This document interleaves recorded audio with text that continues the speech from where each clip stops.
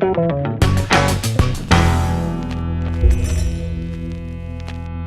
so here we are at Box Office Buddies. Every week I see a different movie with a different buddy. This week it's Boris. Hi there. Yeah, Excellent.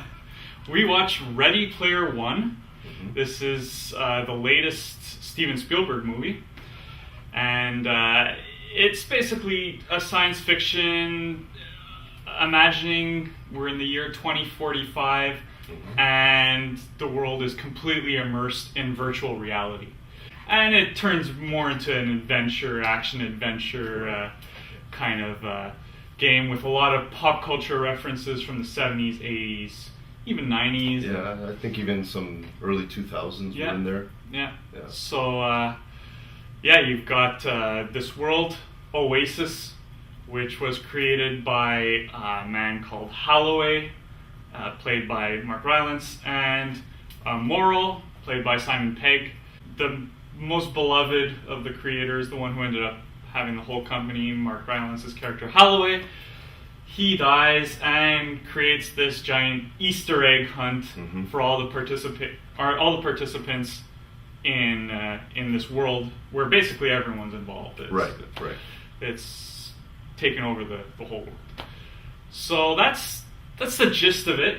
That being said, I figured I'd get a buddy who really enjoyed pop culture and Sure, who yeah. grew up in the 80s. Yeah, and so I'm the old guy. I'm still trying to decide if I actually liked the movie or not. There's elements I enjoyed.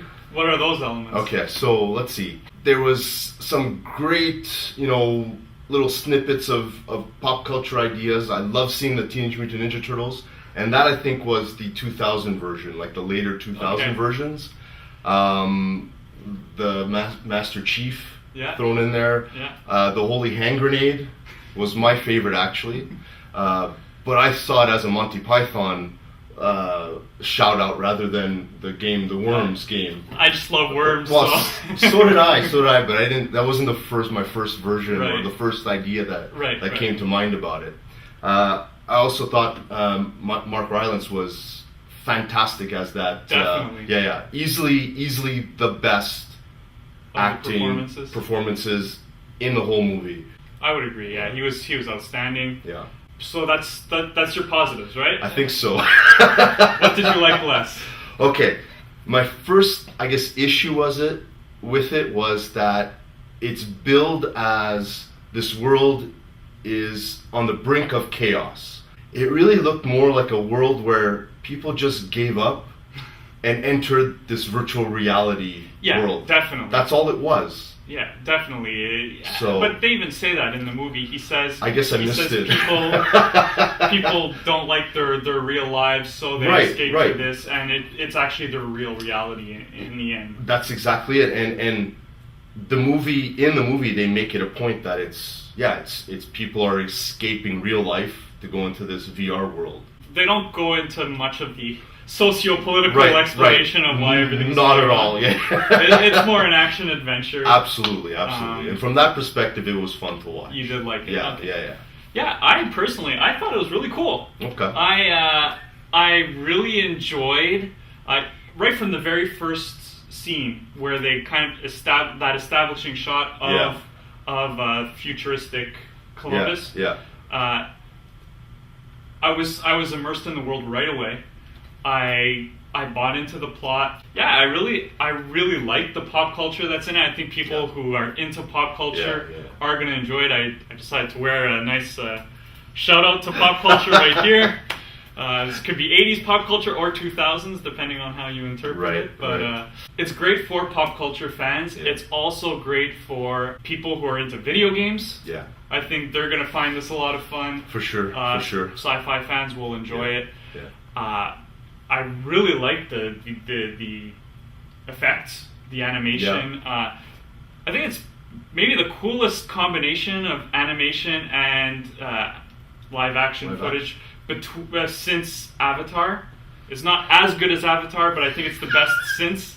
This was a solid movie all around, I thought. I don't like 3D. Yeah. But I actually thought 3D added to this movie. It's one of the very few times I can say that. Again, I mentioned Avatar before. I felt that way with Avatar. Okay. I feel that way with this one too. I thought the 3D helped immerse yourself into that virtual reality world. I can see it. I didn't see Avatar in 3D, so I can't compare it to that. It was just well done, I think, from that perspective. Yeah. Technically very solid. Yeah, I think so. The animation isn't flawless, but I think that works with right. I think that was the point of it, right? I actually kind of like the texture off the faces. They all had that kind of checkered texture, and I thought that was a neat little addition to the story, to the idea, to this virtual reality that they had, that they put together. Even story, I think a lot of people are going to appreciate the whole Easter egg hunt thing. I mean, now you have a lot of that going on with these Marvel fans who are always looking for these Easter eggs in Marvel movies. Why does everything have to go to Marvel with you?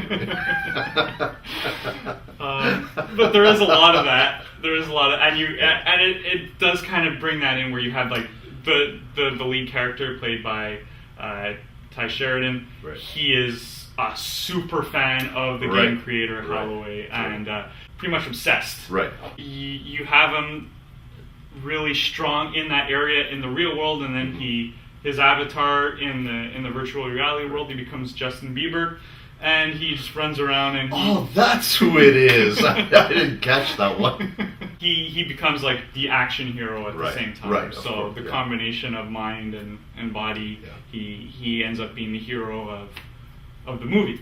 Things I liked less, the runtime. That's one of the downsides. Yeah. 2.5 hours is a long time. It's 2 hours 20.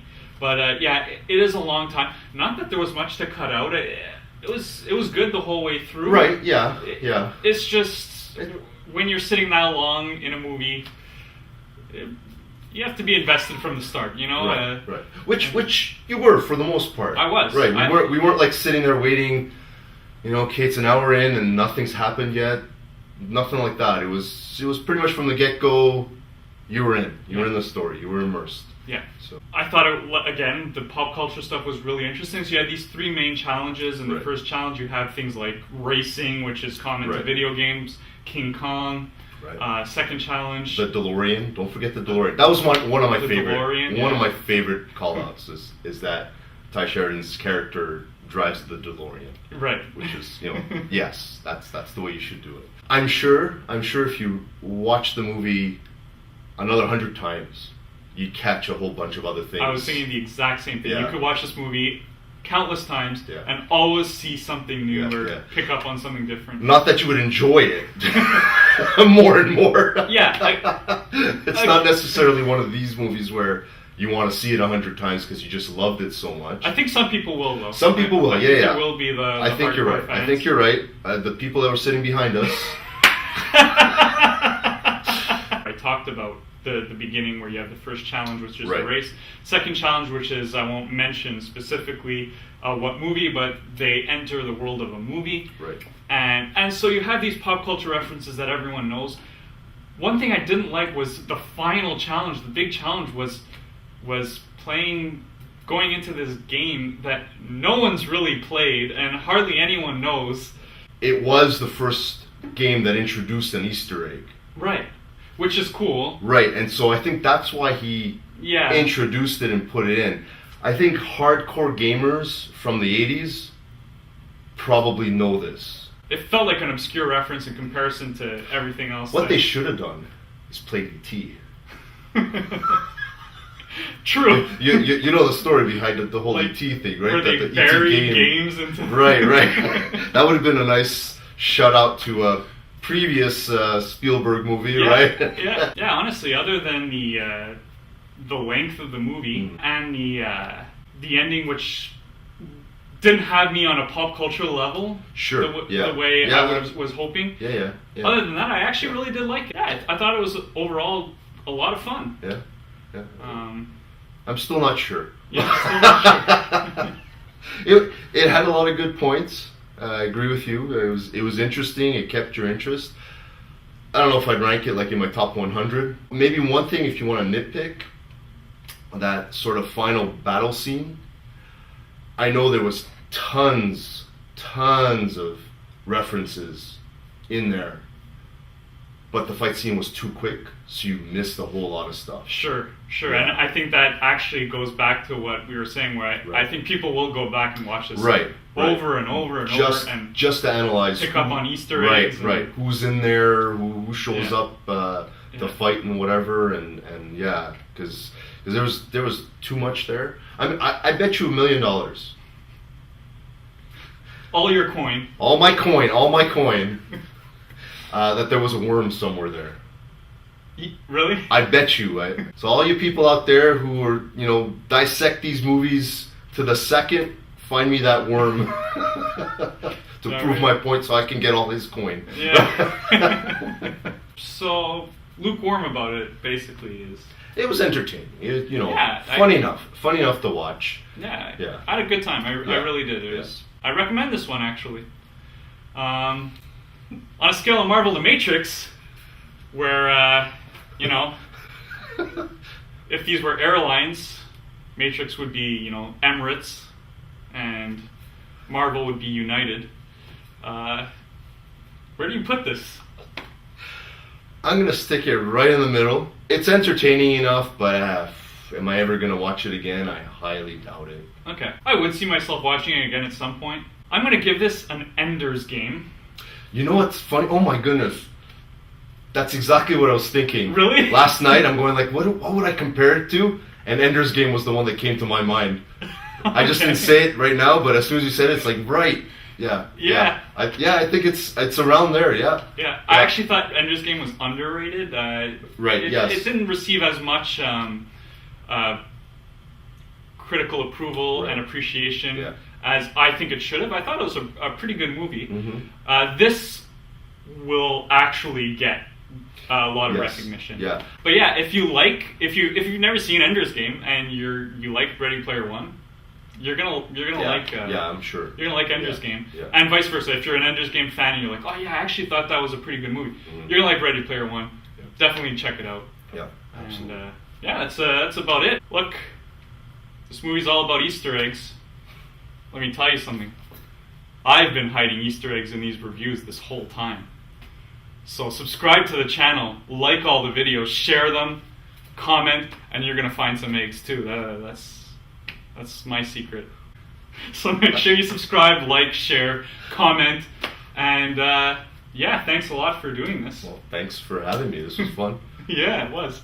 And we'll see you soon.